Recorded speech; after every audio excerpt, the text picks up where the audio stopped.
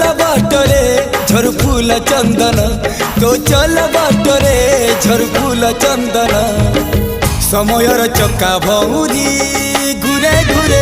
फुले कांदनालो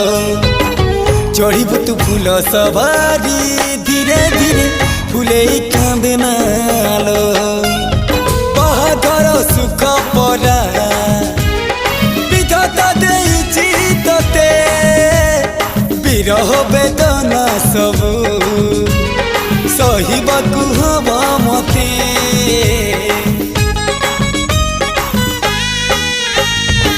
सिंथी तोर हेला सिंदूरी